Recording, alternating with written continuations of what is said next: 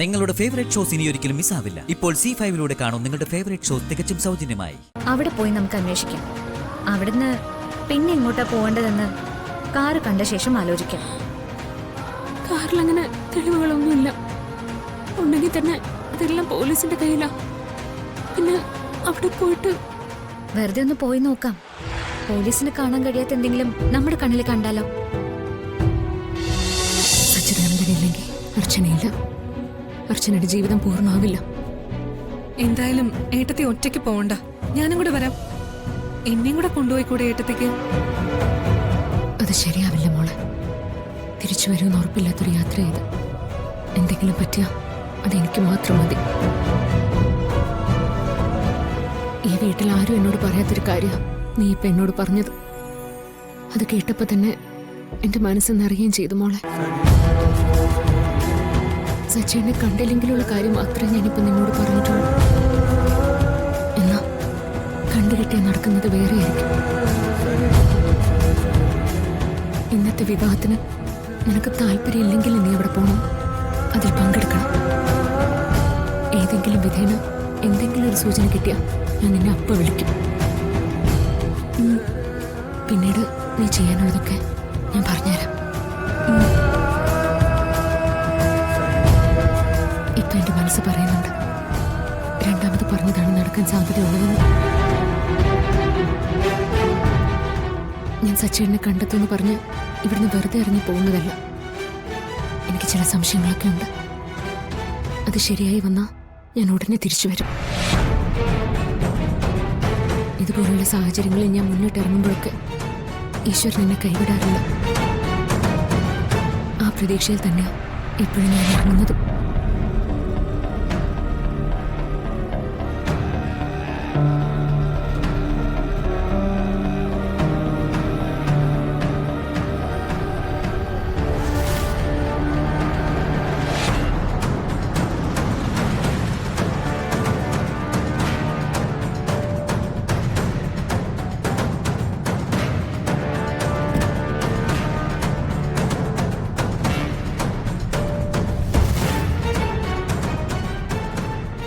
എല്ലാത്തിലും നീ ജയിച്ചു എന്നുള്ള അഹങ്കാരത്തിന്റെ ചിരി ഇപ്പൊ നിന്റെ ഉള്ളിലുണ്ടെന്ന് എനിക്കറിയാം. അത് മുഖത്ത് പ്രകടമാവുന്നില്ലെങ്കിലും ഉള്ളിൽ അങ്ങനെ ആഘോഷിക്കുന്നുണ്ട് നീ. ആ ആഘോഷം നിന്റെ മുഖത്തേക്ക് വരുന്നൊരു സമയമുണ്ടല്ലോ, നിന്റെ വിവാഹ മുഹൂർത്തത്തിന്റെ സമയം. ആ സമയത്ത് ഞാൻ വരുന്നുണ്ട് നിന്റെ മുന്നിലേക്ക്, എന്റെ സച്ചീറിനോടൊപ്പം.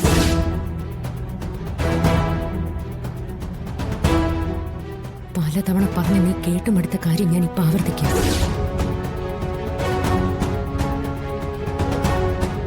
ഈ വിവാഹം നടക്കില്ലടാ.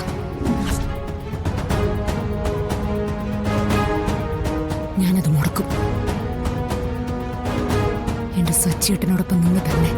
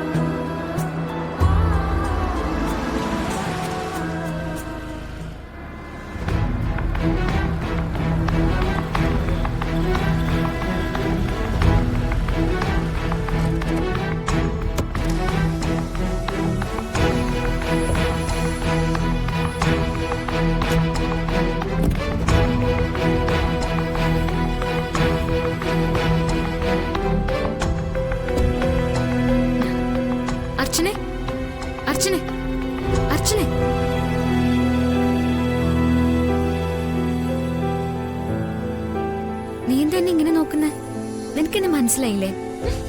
മനസ്സിലായി. നീ കരയാണോ? എന്തുപറ്റി? എന്തിനാ കരയുന്ന? കാര്യം പറ.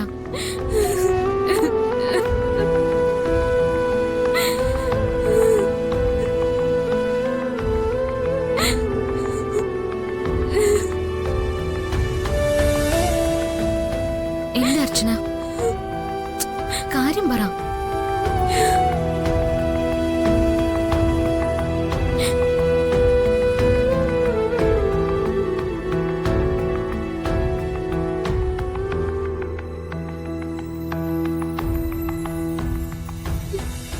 നീ പറഞ്ഞത് കേട്ടിട്ട് സച്ചി ആരോ ട്രാപ്പിലാക്കിയ തന്നെയാണെന്ന് എനിക്കും തോന്നുന്നത്. പക്ഷേ നീ ഒറ്റയ്ക്ക് ഇങ്ങനെ പോയാ ഏതുവരെ പോവും? അതും സച്ചി എവിടെയാണെന്നോ ആരാണ് ഇതിന്റെ ഒക്കെ പിന്നിലെന്നോ അറിയാതെ. അതൊന്നും എനിക്കറിയില്ല ഗംഗ. എന്റെ സച്ചേനെ കുറിച്ച് അന്വേഷിക്കാൻ ഞാൻ മാത്രമേ ഉള്ളൂ എന്ന് തിരിച്ചറിഞ്ഞപ്പോഴാ ഞാനായിട്ട് ഒറ്റയ്ക്ക് ഇറങ്ങിയത്. ഇപ്പോഴും എനിക്കറിയില്ല എങ്ങോട്ടാ ഞാൻ പോകേണ്ടതെന്നോ എവിടെയാണ് ഞാൻ തുടങ്ങേണ്ടതെന്നോ ഒന്നും. ഞാൻ സച്ചേനെ കണ്ടെത്തുന്ന ഒരു ആത്മവിശ്വാസം മാത്രമേ എനിക്കിപ്പോ ഉള്ളൂ. ഇനി അഥവാ എന്നെ കൊണ്ടതിന് സാധിച്ചില്ലെങ്കിൽ ഈ വിവാഹം നടക്കും. അങ്ങനെ നടന്ന സച്ചേനെ പോലെ തന്നെ എന്നെ ഇനി ആരും കാണാൻ പോകുന്നില്ല. നീ കണ്ടെത്തുമെന്നുള്ളൊരു ആത്മവിശ്വാസം നിനക്കുണ്ടല്ലോ, അത് മാത്രം മതി സച്ചിയെ നിനക്ക് കണ്ടുപിടിക്കാൻ. എങ്ങോട്ടാ ആദ്യം പോകേണ്ടതെന്ന് ഞാൻ പറയാം. സച്ചിയുടെ കാർ എവിടെയാ കണ്ടെത്തിയത്? അത് ബീച്ചിനടുത്ത്. ആ കാറിൽ നിന്ന് തുടങ്ങണം. അവിടെ പോയി നമുക്ക് അന്വേഷിക്കാം. അവിടുന്ന് പിന്നെ എങ്ങോട്ടാ പോകേണ്ടതെന്ന് കാറ് കണ്ട ശേഷം ആലോചിക്കാം. കാറിലങ്ങനെ തെളിവുകളൊന്നുമില്ല. ഉണ്ടെങ്കിൽ തന്നെ അതെല്ലാം പോലീസിന്റെ കയ്യിലാ. പിന്നെ അവിടെ പോയിട്ട് വെറുതെ ഒന്ന് പോയി നോക്കാം. പോലീസിന് കാണാൻ കഴിയാത്ത എന്തെങ്കിലും നമ്മുടെ കണ്ണിൽ കണ്ടാലോ? ഡൗൺലോഡ് ചെയ്യൂ C5 ആപ്പ്. കാണൂ എല്ലാ എപ്പിസോഡുകളും സൗജന്യമായി.